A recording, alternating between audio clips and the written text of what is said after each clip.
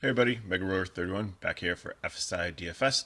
Got a huge slate here, 14 games, all but one's playing. That team's playing at 640. FanDuel's 13 because Colorado and San Diego have a doubleheader, so they're not on the main slate. So lots to talk about here. Just reminder, I finally got the home run achievement for DK. Miami finally got the right guy to hit one. Something I'd never heard of before, but I did that on Sunday. So just a reminder, if you do play on DK, it's worth like getting the crowns. Just I'm almost by the end of the year, I hope to be up to I believe the diamond, and I don't play a lot of volume. I'm like a couple hundred a day, so it's not like I'm like dumping thousands and thousands into get crowns. I'm just making sure that I'm playing in contests and things that give you lots of crowns, just to be able to, accumulate them. And some of the best things to do is like I don't really know hockey that well, but I'll play the tiers every single day because then you're just picking six guys. It's a lot easier to just cash there than it is to try to figure out like a full lineup. So just a word of advice: if you're playing on DK, chase the crowns. It really will help you later on, because then if you're low on bankroll or something, or want to take a shot at like something big, then just use your crowns and you don't have to use real money. It can help build your bankroll more. So, onto this slate. Big slate, like I said. First game we have is going to be New York Yankees and Seattle Mariners. Wind blowing out 10 miles per hour, 86 degrees. Hot in New York City today. Logan Gilbert and James Talon. Gilbert's usually a decent pitcher. I usually recommend him, but risky today against this Yankees lineup with the wind blowing out there. Talon on the other side, 85. I like a lot of other guys in the mid range better. Two couple guys still out, like France and J Rod got injured, unfortunately, so Seattle lineup a little bit watered down. Before I go any further, probably the biggest word of advice for today is this is almost going to be like an NBA slate with the trade deadline. Even with lock after the deadline, things could paperwork could still be filed, but things could not be happening. So make sure that if you play tonight that you're able to like watch for updates until like the 10 o'clock game's locked, just because you do not know like what could possibly happen. Like it's going to be like an NBA night. Guys could be scratched, things could get crazy. So just keep an eye on that. So back to here, Seattle. They look like without those guys in the lineup, but Tyon, not a huge K guy, I don't think. So I think there's probably maybe some more Ks in the lineup with a little bit watered down. So I think he's okay, but I don't think he's a huge priority on the slate. If you land on him or doing 150 max, and keep him in the player pool. Uh, Gilbert on the other side too, like he has some upside definitely, but the Yankees have been hitting very well. So, and with the weather, I think he's a little bit risky here. Bat wise, Seattle is probably my favorite cheap stack. There is like really nobody over like 3-4. Suarez is 3-8. The rest of the guys are like in the 2K range. So if you want to GPP stack against Tyon, then especially like the lefties like Winker and Crawford for some power there.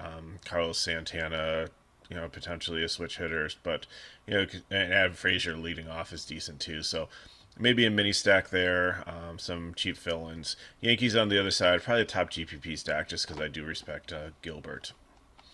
Next up, we have the Mets and Nationals. Jacob DeGrom makes his return. Do not play him. Uh, I know he's good and everything, but he's probably only going to go like 60 or 70 pitches here. They're really bringing him back slowly. They don't really need him. They're in a really good position. They don't want to re injure him, so they're probably going to treat him with kid gloves. He's probably going to be pampered. So, and he's not Max Scherzer, who like will demand to be out there until like we physically go out and remove him from the mound. So again, he's super risky. So, and not on the fade list, but definitely on the risky list here. I'm not playing him. And on the national side, looks like a bullpen game with Corey Abbott getting a start for a couple of innings, and then the other guys coming in. So love the Mets tonight. Top stack for me. 5.2 total. Lefties, righties, anybody that works for you. I think I might take Vogelbach over Alonso there. I really like the savings, and I really like him as a power hitter too. But it's your discussion. FanDuel, you could play both. And Nationals, again, I'm not touching this Washington National team until after trade deadline because I have no idea what's happening with Juan Soto, and it could affect other players on the team too, so not touching them. Milwaukee Brewers and Pittsburgh Pirates, Corbin Burns and Bryce Wilson. Burns is probably is the top pitcher on the slate here. Um, Against the Pirates team in the pitcher's ballpark, 80 degrees there, marginal wind. So love him here. Pirates really have fizzled since and they're really trying to get some younger guys into the lineup here. Like they've got some guys I've never even heard of all season long. At least three of them in the projected lineups. So definitely a great situation for him. So just lock him in as your SP1 on both sides. And there's enough value to get bats in and a decent in SP2 tonight also with all the options. Bryce Wilson on the other side, not a really good pitcher, so love Milwaukee's second favorite stack here, especially the lefties. And then on the other side, Pittsburgh, just a leverage stack if you think Burns has an off night, but I'm not expecting it to really go that far. Arizona and Cleveland, Gallen and Tristan McKenzie. Kind of like McKenzie here. Arizona, they get rid of Peralta. I don't know if they're selling all other pieces, but they're decent. They're not too far out of the playoffs. Maybe they are in last place, but again, they're not like playing like a last place team, and I don't think they're not Detroit, they're not Oakland, they're not Pittsburgh. So there's still some talent in this team. Maybe some more pieces disappear. Who knows? We'll have to see what happens. The wind is blowing in here 3 miles per hour, so I think McKenzie is decent here. I think he'd be probably my fourth favorite higher priced pitcher on the slate. I mean, 9.8's a little expensive. There are some other guys that I'd like cheaper, but if you want to pivot off of Burns at GPP and take McKenzie, then there's definitely upside.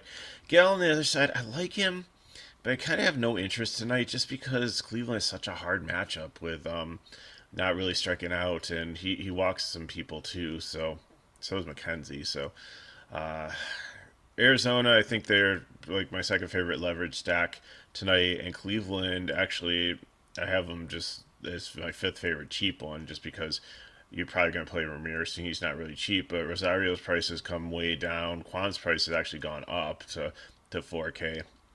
So, but there's some value in here. But I just think Cleveland's a team that probably just gonna be 150 max. I mean, they have some cheaper pieces than some other teams you would stack, so that works there. But without Ramirez in the stack, but Ramirez really hasn't done anything recently, so I think we're just gonna kind of pass on them tonight.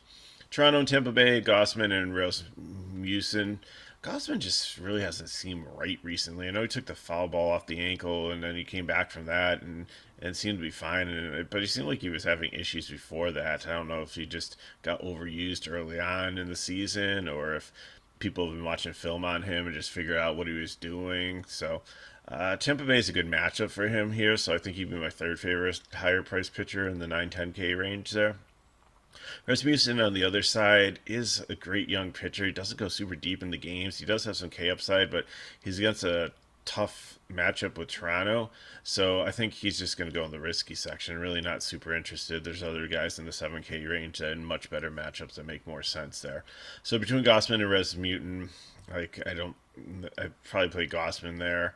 Um, Bat wise, Toronto actually have him as the top 150 max guy. I don't really, they're just so expensive here, and Rasmussen can probably shut them down for the first couple of innings that I just really can't justify paying that much for them, even in a GPP.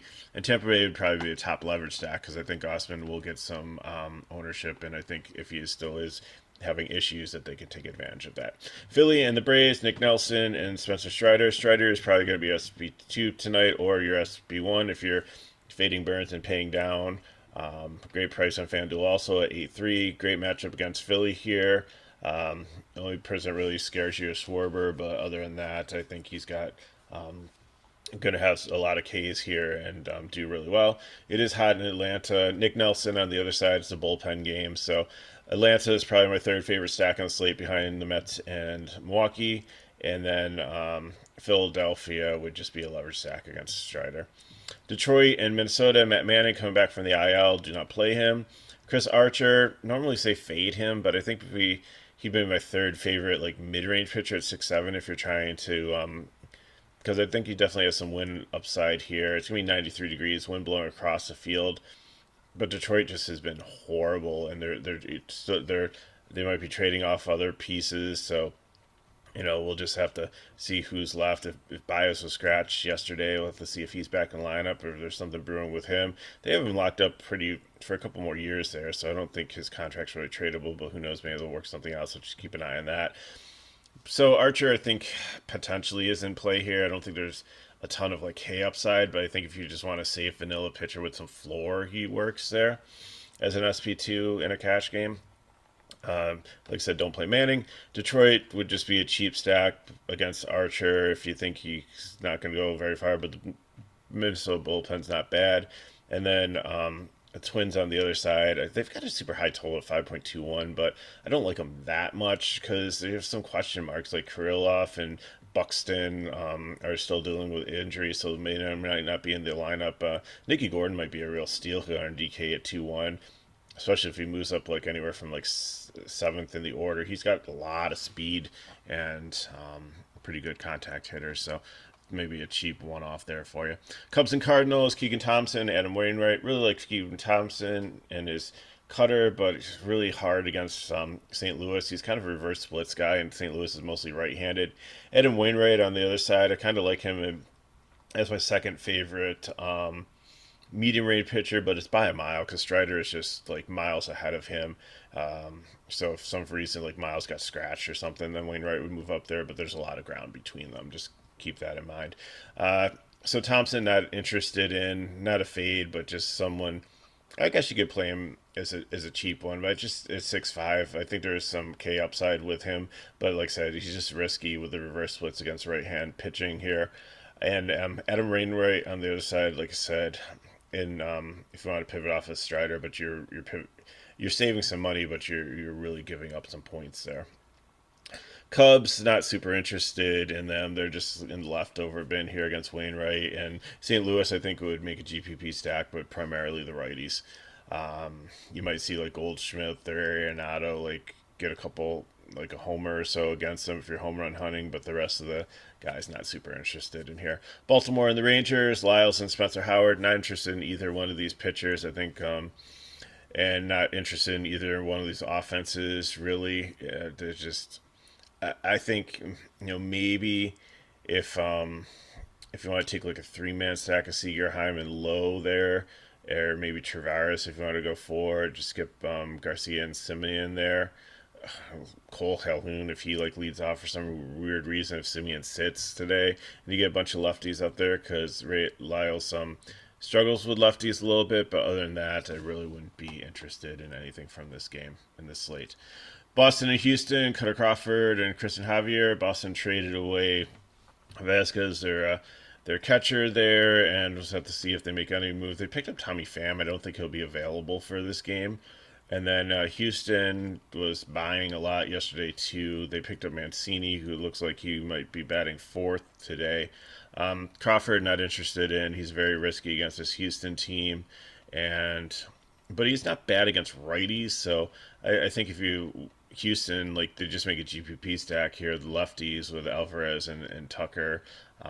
But then again, it is Houston. They can sometimes put up runs, and the Boston bullpen has struggled a little bit at times too. So I think I'd rather play Houston against them at Fenway. It's a better park for this, but GPP, I think, if you want to.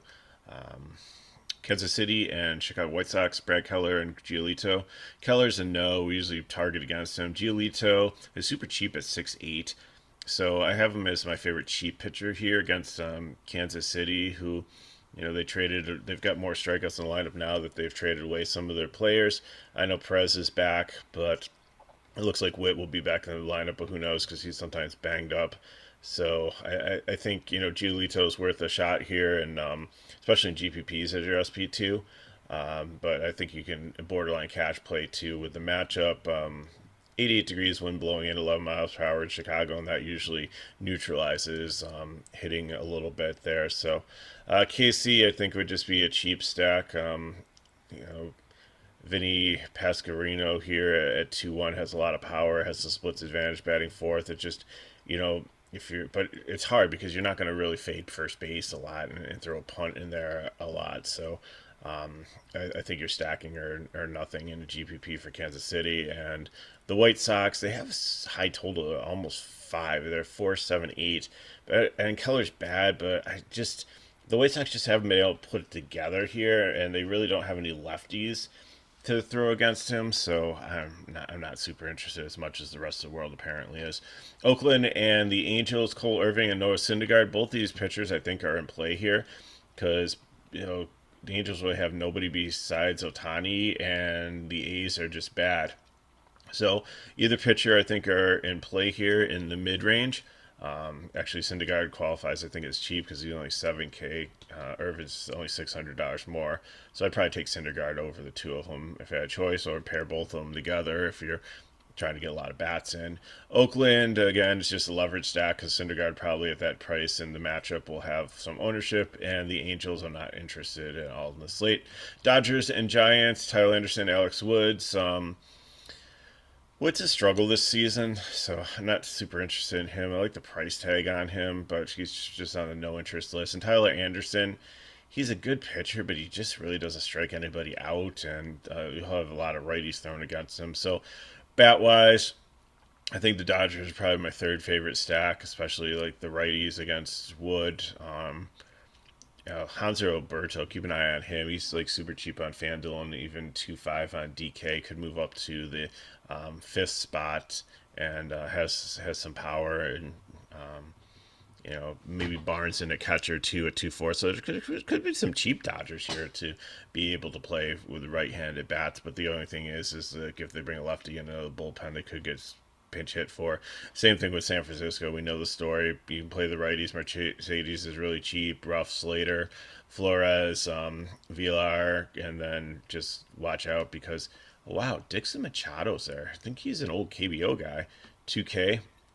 He was okay over there, so he might be worth a dart there for second base or shortstop. Second base was a position I was having trouble filling tonight, especially on FanDuel, where you didn't have Cronenworth because San Diego's not on the slate. So maybe there's some interest here, and these San Francisco right-handed bats are always cheap and easy to kind of fill in your lineup with. But just remember, you only maybe get like 2 or 3 bats, not 4 or 5, because they get pinch hit for. So, next up in final game, we have Colorado and San Diego. This is only on DK. Jose Urena and Reese Kolner. A lot of people thought that Darvish was pitching for San Diego. He's pitching in the earlier games, so neither one of these pitchers really interests me. Urena is a horrible pitcher, so Colorado, not really interested in them at all. I think I'd probably put them in the leftover bin here. I didn't put them on the screen. So there they go. And San Diego, I really like them here against Urena.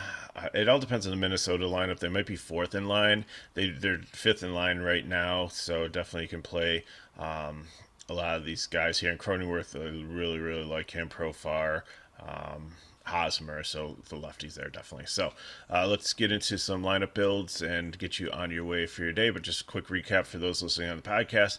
High price pitchers: Burns, Javier, Gausman, McKenzie. Anderson's in there, but he's a low K guy, so not super excited. Mid-range: Strider, Wainwright, Irvin, and Talon's a little risky there, so probably the top three the most. Giolito, Syndergaard, Archer, and Thompson for the cheap range. Like Giolito and Syndergaard the most out of those two, but I think Archer and Thompson are decent. Fading: Abbott, the San Diego pitcher Koner, Manning, Nelson, who's an opener, Wilson from Pittsburgh, Gilbert, DeGrom's on a pitch count, Rasmussen, tough matchup against Toronto, Keller, Crawford, and no interest in Gallon, Howard, Lyles, Urena, or Wood. So top stacks: New York, Milwaukee, Atlanta, San Diego, Minnesota are kind of tied at 5 or 4 and 5. It all depends on the Minnesota lineup if Buxton and Kirilloff are in there. GPP: Yankees, Houston, LA Dodgers, St. Louis righties, Chicago White Sox. Cheap ones are Seattle, especially the lefties against the Yankees. There against Helen. San Francisco, pinch hit Ricks. Kansas City, Detroit, and Cleveland. Leverage stacks against good pitchers or high-owned pitchers with Tampa Bay, Arizona, Philly, Pitt, and Oakland. 150 max, Toronto, Baltimore, Texas lefties, and Boston lefties, and I'm not interested in Washington, Chicago, LA, or Colorado, and watch out for trade deadline stuff. So here's the lineups that we're going to be building today. So first, I'm taking Burns and Strider's my SP 1 and 2, stacking Milwaukee. If you want to take the catcher Navarez, that's fine. If not, you pay down, you can get up on another guy. So Tellez, Wong, third base, Dozier, VR. I think I'm kind of gonna go for a value guy there. Adams and Yelich, and then if you take like Mercedes an outfield or a cheap outfielder, you can get up to like a high price guy. So I don't think I'm really filling in another stack here. You can do Kansas City to a degree, you can do Minnesota to a degree, you can do San Francisco. So there are stacks that fit the third base, outfield. Openings here, but I think I'm just going to take best players and just take Milwaukee, Burns and Strider. Hopefully, get maybe 65 to 70 points just out of my pitchers there. FanDuel, same thing. Taking Burns as an SP1, Tellus Wong, and I'm going with Minnesota here. I'm taking Miranda and Urshela. Urshela is actually, since he's come back from being injured, really good hitter, and Miranda also. So shortstop, you can take Adames or you can take Polanco. There, you just have, or I don't know if Polanco or Correa would probably be the one there, or pay down and you can get Buxton in there if he's in the lineup and just figure out how you want to finish off that. But you're going to need to take a one off in one of those spots because of using Burns as pitcher and have Milwaukee as your stack. So, GPP for DK, taking Giolito and Syndergaard, and I am stacking San Diego, and I am taking the Mets. So, Alonso or Vogel Bach there, probably taking Vogel just to get the savings. Cronenworth, Lindor, Nemo, and Profar, and it all depends on who you take in the other spots here to, you should be able to get a full Mets stack. You might just have to punt catcher, or I think Nito is like 2-4, so he might fit in there. So I'm going Mets, I'm going Padres, figuring it out, like whatever. If you want to go more Padres and Mets, or more Mets and Padres, Mets will probably be more popular since Padres play later. So you might have a little more leverage if you go more Padres. But Giolito and Syndergaard are the pitchers I'm throwing there in the mid range. If you want to pivot off in them with Archer, Thompson, if you need a little bit more money, or Irving, Wainwright, if you can get up to them, that's fine too. GPP for FanDuel, Strider, going to take Vogelbach or Alonso. You can pull Alonso in your utility. Second base is where I'm punting here, taking just filling in who the best guy with the salary I have left. Taking Riley, Swanson, Acuna. I can't take San Diego, so I'm taking the Braves here. So then an outfield, you have to decide if Rosario's playing. He's only 2-2, so he's a good fill in there. Then I'll probably try to take Nemo there. If you can get up to Marte, that's fine. If not, like JD Davis is a decent value. And I think how you play it all depends on what guy, and you probably want to go with a Met there, whether you can get Lindor, whether you can get Marte or Alonso in your utility, all depends on who you play in the outfield. So see what the lineups look like and play around with it. Play a couple of lineups in this build, and I did that because there's many different avenues to go with this. But I think I really like these teams' offenses. I really like Strider. Just remember, you need to take one off. I think second base in this stack is the place that makes the most sense to do, and there's lots of good options. So thanks for watching. I'm Mega Ruler 31. If you have any questions, hit me up at Twitter or put them in the comments below. Check the comments back around 6:30 if there's any weird trade deadline news or weather or scratches or COVID or anything like that. We'll put them in there, give you some updates. If you want more information on FSI DFS, you can check out the description of the video, and all the information there, our social media, our website, our very reasonable pricing packages to get in. And other than that, just very big slate, lots of options. So good luck tonight, and we'll see you next time. Tomorrow we got a double slate, so I'll probably be doing 2 videos, one for early and one for late. So until next time, good luck tonight, and see you later.